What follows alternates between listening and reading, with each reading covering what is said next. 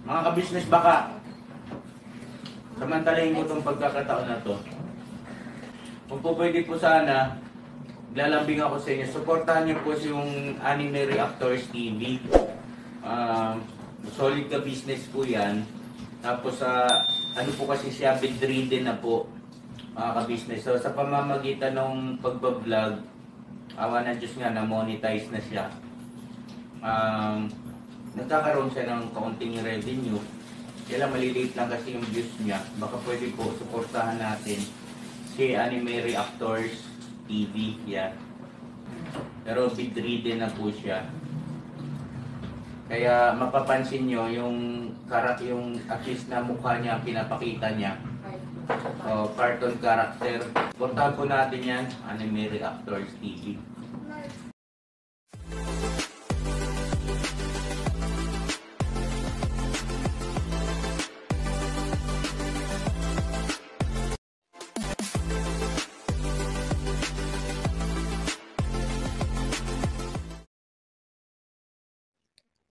Hello guys, mapagpalang araw po sa ating lahat. Narito pong muli ang inyong lingkod, Anime Reactors TV. At sa mga hindi pa po nakaka-subscribe dyan sa aking munting channel, ay baka pwede naman pong makipindot na po na subscribe button. At makilike and share na rin po ng aking mga video. At patuloy din po natin suportahan ang Mag-amang Ka-Business Official at Papa Dins TV. At ganun din po yung kanilang second YouTube channel na Ka-Business Family. Yung panibagong araw, panibagong reaction ulit po tayo mga ka-business, mga kapapi. At for today's video po ay gawin po natin ng reaction. Itong isang vlog nitong si Ka-Business na kung saan ay eto nga po, nagpunta nga po dito si Thinking Buddy sa Ka-Business House upang formal na makipag-ayos o makipagbati dito kay Ka-Business. Kasi kung matatanda natin mga ka-business, mga kapapi, nung mga nakaraang buwan, bago pa itong birthday ni Ka-Business, ay nagkaroon ng vlog itong si Ka-Business na nagpapakumbaba ito dito sa mga taong medyo nagkaroon sila ng problema o nagkaroon sila ng samahan ng loob. At isa nga po dyan itong si Thinking Buddy. Kaya lang doon sa pagpapakumbabang yun ni Ka-Business ay ang agad na tumugon ay itong si Kuya Renji at itong si Ate LB. Nagpunta yan dyan kay Ka-Business para makipag-ayos at nasa vlog din naman po yan ni Ka-Business. Pero itong si Thinking Buddy hindi agad dito nakapunta dito dahil sinasabi niya na may mga gawain siyang importante kaya hindi siya makapunta dyan kay Ka-Business. Kaya naman yun, nagantay pa rin itong si Ka-Business na isang araw ay pupunta nga itong si Thinking Buddy dito sa Ka-Business House upang ito nga po, tuldukan na yung hindi maganda nilang pagkakaunawaan. At ito nga po mga ka-business, mga papi, at dumating na po yung araw na hinihintay nitong si Ka-Business na ito nga po si Thinking Buddy ay pumunta dito sa Ka-Business House at ayusin na kung ano man yung problema o gusot na nangyari doon sa kanila. At yun, nakita naman po natin mga ka-business, mga papi, na nagkapatawaran na itong dalawang dating magkaibigan na ito. Na siguro sa ngayon, dahil nakapagpatawaran na, ay di bumalik na ulit yung kanilang pagiging magkaibigan. At nakita naman natin mga ka-business, mga papi, na pati itong si Mrs. Ka-Business ay naging emotional pa nga sa pagpuntang ito nito sila Thinking Buddy dito sa Ka-Business House. Para nga po yan, para nga po makipagbati dito sa para makipagayos dito sa naging sigalot nila nito sila Ka-Business. Alam naman po natin mga ka-business, mga papi, ang puso nitong si Ka-Business na kahit anong nagawa mo diyang pagkakamali, kahit anong nagawa mo diyang hindi maganda, ay once na makipag-ayos ka talaga dyan, ay tatanggapin ka ng dalawang kamay. At pag nakita niya na sincero yung pakikipag-ayos sa kanya, ay bukal sa loob niya na patatawarin ka niyan at bibigyan ka ng pagkakataon na muling makapasok sa buhay niya. Yan yung nakikita kasi nating katangian dyan ni ka-business. Kasi bakit natin nasabi yan mga ka-business, mga papi? Nitong nakaraang araw lang, kung matatandaan nyo, nagkaroon ng reaction video itong si Buddy. Ito naman po yung na-delete na. Na-delete na ito ni Thinking Buddy. Na doon sa kanya reaction video na yon ay tila ba sinisisi pa niya itong si ka-business doon sa mga doon sa pagkakamali ni Kuya Jonathan. At nagbanggit pa nga siya dito na may paiyak-iyak pa nga ito si ka-business sa pagsusori sa vlog. Bagamat hindi niya pinangalanan doon si ka-business, ay pero si ka-business ang tinutukoy niya doon. Obvious naman, di po ba mga ka-business, mga papi? Pero sa kabila po niyan, mga ka-business, mga papi, sa kabila ng mga ganyang aligasyon nitong si Thinking Buddy kay ka-business, sa nakikita nating reservasyon pa rin nitong si Thinking Buddy dyan kay ka-business, ay eto, kita nyo naman na alam naman natin na nasaktan doon si ka-business kasi nagkaroon din na reaction video doon si ka-business patungkol doon sa mga nasabing yon ni Thinking Buddy na yun, napanood naman natin yun siguro mga ka-business, mga papi. Pero sa kabila nga po niyan, sa kabila ng mga pangyayari niyan, sa kabila ng mga ganyang palitan ng hindi magandang komento laban sa isa't isa, ay kita nyo naman nung pumunta dito si Thinking Buddy sa bahay ni ka-business para makipag-ayos, ay andyan yung dalawang palad ni ka-business para tanggapin yung pakikipag-ayos ni Thinking Buddy. Ganyan po natin na tinitingnan kung gaano kabuti ang puso nitong si ka-business. At ganun din po itong si Mrs. ka-business. Kasi syempre hindi lang naman po si ka-business yung nasasaktan dyan Maging itong si Mrs. ka-business ay nasasaktan doon sa mga naririnig nila na hindi maganda laban dito kay ka-business. Pero kita nyo naman yung naging pagtanggap nila dito kay Thinking Buddy. Dalawang kamay nilang tinanggap, niyakap at pinatawad. Pero dito sa pangyayari pong ito mga ka-business, mga papi, nandun pa rin yung salita nating sana. Sana nga ay maging maluwag na sa bawat side ang pagpapatawaran nilang ito. Sana nga po ay wala na itong halong eme-eme. Sana nga po ay maging tapat na ang bawat isa doon sa pagpapatawad, doon sa mga naging sigalot nga po nitong mga nakaraan. At sana din ito para kay Thinking Buddy, sana rin bilang nakipag-ayos ka na naman dito kay ka-business, sana ay kung sakali na meron ka na namang makitang dating beneficiary nito si ka-business na tutulungan mo, sana naman kung sakali na may mga hindi sila maganda sinasabi dito kay ka-business, sana naman bago mo i-upload yung video mo ay i-consulta mo muna dito kay ka-business. Sana naman ay sabihin mo muna kay ka-business na o ka-business o kuya ka-business, itong aking ibinanag na ito ay dati mong beneficiary at ito ay may mga hindi magagandang sinasabi patungkol sa'yo. Ito ba i-upload ko? Kumbaga, Thinking Buddy, bago mo i-upload yung mga ganyang video, ay kuhanin mo muna yung panig nitong sila ka-business. Kuhanin mo muna yung opinion nitong si ka-business. Hindi yung basta-basta mo na lang i-upload na alam mo naman na yung mga iblinag mo ay may mga sinasabing hindi maganda dito kay ka-business, na pag na-upload mo yan ay imposible namang hindi mo alam na pwedeng makasira yan dito kay ka-business. Pwedeng masira ang reputasyon nitong sila ka-business. Sana yung mga ganyang video, Thinking Buddy, ay yun nga, bago mo sana i-upload yung mga video na yan, ay hingin mo muna yung panig ni ka-business. Kumbaga, kuhanin mo muna yung opinion ni ka-business bilang respeto sa isang kaibigan. 'Di ba? Hindi na yung kung ano pa. Bilang respeto na lang sa isang kaibigan. Kasi yung pagiging magkaibigan nyo na medyo gumewang itinatayo nyo muli. Pinatitibay nyo muli. Kaya sa pamamagitan niyan, Thinking Buddy, na yung kaunting respeto naman doon sa mga ganyang i-upload ng video, lalo't alam mo na itong taong ito, itong blinag mong ito ay may sinabing hindi maganda laban kay ka-business, ay ipasintabi mo muna kay ka-business. Yun lang naman. Kasi alam mo, Thinking Buddy, dyan kami nagre-react Kami mga reactor, dyan kami nagre-react. dyan sa mga ina-upload mong video na alam naming may pwedeng makasira dito sa ka-business. Siyempre magre-react kami dyan bilang defender ni ka-business. Pero kailan ka ba nag-video ng ang tema ng video mo ay wala namang kinalaman dito kay ka-business? Walang hindi magandang nasabi dito kay ka-business. Nireaction lang ka ba namin? Di ba hindi? Nagre-reaction lang kami sa mga nagiging video mo dahil nga nakikita namin na yung video mo ay may pwedeng ikasira nitong si ka-business. Doon lang kami nagre-react, Thinking Buddy.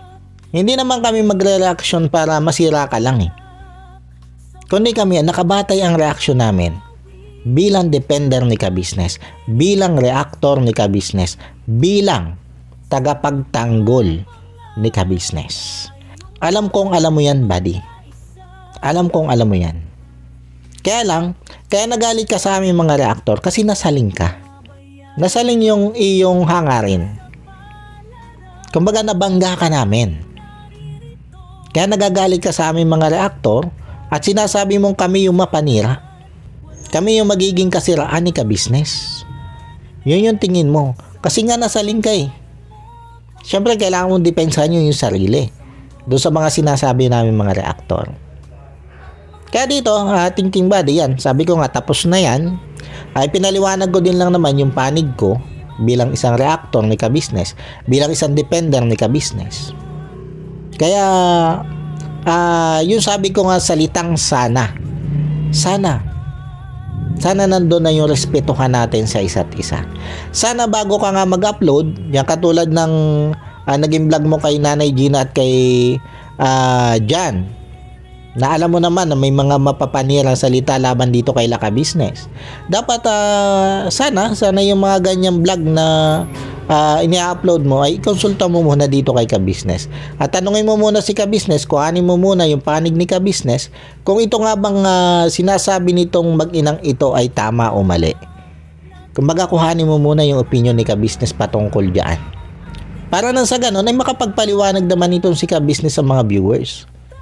Kung bakit nga ba nangyari o bakit nasabi ng mag-inang yan ang kasiraan laban dito kay ka-business. Ganon lang, Thinking Buddy, bilang respeto mo dito sa sinasabi mong kaibigan. Lalo na nga't sabi ko nga, ay muli kayo nagtatayo ng pundasyon para patatagin ang inyong pagiging magkaibigan. Ganon din kasi yung nangyari nung kay Kuya Jonathan eh. Yung mga mapapanirang sinasabi nito si Kuya Jonathan dito kay ka-business. Ina-upload mo agad yun nang hindi ka naman kumukonsulta dito kay ka-business.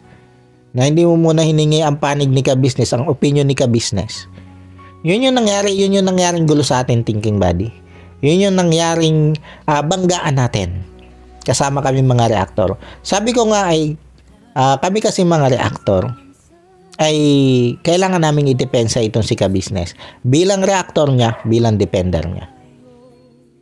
At wag mo kami sisihin doon, Thinking Buddy. Trabaho namin yung bilang reactor. Huwag mo kami sisihin kung nababangga ka namin o nababangga namin kayo. Dahil sabi ko nga, ang reaction video namin ay nakadepende sa inilalabas nyo. Alam nga namang sa tingin namin nasisira na ito sila ka-business dahil yung sa mga video na nilalabas nyo, mananahimik pa kami. Hahayaan lang namin yung ginagawa nyong yung mga upload nyo na nakakasira dito kay ka-business. Siyempre papalag din kami bilang mga defender nga nito si ka-business. At dapat inuunawa mo din kami sa puntong yun, Thinking Buddy. At yun nga, sa ngayon, eto, naghayag ka na ng pakikipagkasundo dito kay ka-business. Asahan mo, Thinking Buddy, na wala na kaming magiging negative reaction pa laban sa'yo. Hanggat wala kaming nakikitang ginagawa mo o nai-upload mo na hindi maganda laban dito kay ka-business. Sabi ko nga, ang reaction video namin ay nakadepende yan sa kung ano ang mga ilalabas nyong video. Kung sa tingin namin ay wala ka namang inilalabas na hindi maganda laban dito kay ka-business, ay bakit naman namin ikaw re-reactionan ng negatibo, di ba? Gano'n lang yung Thinking Buddy. At ganun din naman dito kay ka-business, syempre. kita nyo naman pag naglalabas si Ka-Business ng mga magagandang video, magaganda din yung aming reaction. Hindi naman kami para lumikha ng away eh. Iniisip nyo lang yon. Iniisip nyo lang na lumilikha kami ng gulo dahil nga eto, binibigyan namin ng reaksyon yung mga hindi magandang video na inilalabas nito sila Thinking Buddy laban dito kay Ka-Business. Syempre, mga Ka-Business, mga kapapi, kailangan naming depensahan kung ano yung community na aming pinapalooban. Yun lang po mga Ka-Business, mga kapapi, at sana po sa pagkakasundong ito nila Thinking Buddy at Ka-Business ay maging tayong mga supporters nito si Thinking Buddy at supporters nito si Ka-Business ay magkasundo na rin. Sana po ay sabayan po natin ang pakikipagkasundo dito sa dalawang vlogger na ito. Na ito nga po sila Ka-Business at ito si Thinking Buddy. Sana po ay matuldukan na rin yung mga sigalot na ating mga kinaharap nitong mga nakaraan. Ito nga pong hindi magandang palitan ng mga reaction o komento o opinion ng bawat isa. At yon, sabi ko nga Thinking Buddy, sana ay ang paglapit mong ito kay na Ka-Business ay isang makatotohanan na. At wala na sanang eme-eme. Yun lang naman, hangad naman natin talaga yung kapayapaan. At kami naman mga reactor ay nakadepende din nga lang yan. Ang aming gagawin reaction video sa kung ano yung nakikita namin na kaganapan. Paano po mga Ka-Business, mga papi, hanggang dito na lang muna ulit po. At sana po nagustuhan nyo itong aking reaction video na ito. At muli po ay maraming salamat po sa patuloy na sumusuporta at sa wala pong sawang nanonood sa aking mga nire-reaction ng video. Maraming salamat po.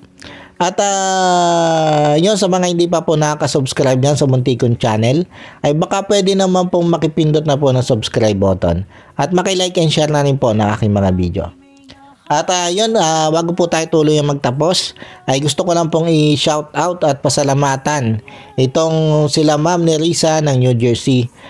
Shout out po sa inyo ma'am at maraming salamat po sa patuloy nyo pong pagsuporta at sa wala nyo pong asawang panonood sa aking mga nire-reaction ng video. Maraming salamat po ma'am. At ganon din po dito kay Ma'am Elena Capillo. Shoutout po sa inyo ma'am at maraming salamat din po sa patuloy nyo din pong pagsuporta at sa wala nyo din po sawang panonood sa aking mga nire-reaction ng video. Maraming salamat po ma'am. At syempre ganun din dito kay Miss Lucky Me ng Japan. Shoutout po sa inyo ma'am at maraming salamat din po doon sa patuloy nyo pong pagsuporta sa aking channel. Maraming salamat po Miss Lucky Me. At yun, ganun din po dito kay Ma'am Erlinda Official Vlog. Shoutout din po sa inyo ma'am at yun, suportahan lang po natin yan. Erlinda Official Vlog. Pasupport po mga Ka-Business, mga kapapi. At syempre ganun din dito kay Jewel Channel. Shoutout po sa inyo at suportahan din po natin yan mga Ka-Business, mga kapapi. Jewel Channel. At ganun din po dito kay Nana Channel TV. Shoutout din po sa inyo. At patuloy din po natin suportahan yan mga Ka-Business, mga kapapi. Nana Channel TV. At yun, shoutout din po dito kay Ma'am Angela Antonio ng Bulacan. Ganon din po doon sa kanyang pamangkin na si Ma'am Annalyn. Nalimutan ko lang po apelido ni Ma'am Annalyn. Shoutout din po sa inyo doon sa pamangkin ni Ma'am Angela Antonio, si Ma'am Annalyn. At ganon din po doon sa asawa ni Ma'am Angela Antonio na si Sir Momito ba yun? Momito Antonio. Shoutout po sa inyo sir at thank you po sa suporta nyo po sa akin. Maraming salamat po doon sa buong pamilya nyo po na sumusuporta sa akin. At yun, lagi lang po natin suportahan din ang Ka-Business. At syempre ganun din po yung aking mga kasama reactor. At yun, syempre shoutout din dito sa mga magigiting na kagwang itong si Ka-Business. Ito nga po sila Kagwang Wakiwak Official, Kagwang Bay Papaya Official, Kagwang Intoy Official, Kagwang Buknoy Official, Kagwang Bornok Official, Kagwang Bong Official, Kagwang Bugi Official, Kagwang Damulag Official at Kagwang Istong Official. Shoutout po sa inyo at patuloy din lang po natin suportahan yan. Magigiting na kagwang ni Ka-Business. At syempre ganun din po itong aking mga kasama reaktor na sila Taong Gala, Kalingap Turak, Katangay PLC, Ma'am Fleurs Channel, Annalisa Reality Vlog, MK Inday Okray TV, Alminda Mix Vlog at Joyce 27 TV. Shoutout po sa inyo at muli po ay maraming salamat po. And God bless po sa inyong lahat.